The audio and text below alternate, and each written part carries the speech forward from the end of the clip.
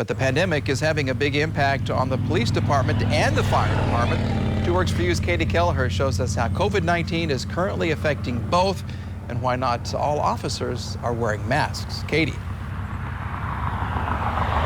Mike, Tulsa Police Chief Wendell Franklin says 60 officers are currently under quarantine. Now, I'm here at the Riverside Division, which he says is one of the most effective.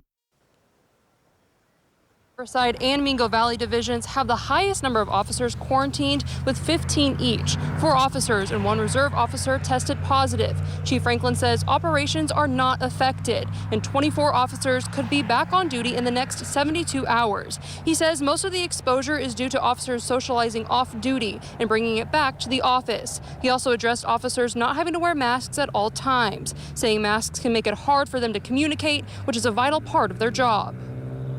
If you are out on the roadway attempting to issue a citation, the road noise and all of that, you take all of that into account, it would be very difficult for a person inside of a vehicle to understand what an officer is saying.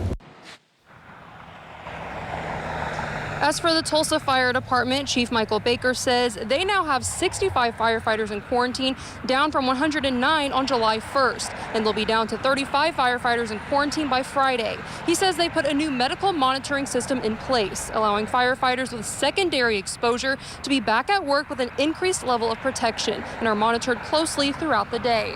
Now, Chief Baker says they're also working with TPD to implement the system with the department. Live in Tulsa, Katie Kelleher, 2 Works for You.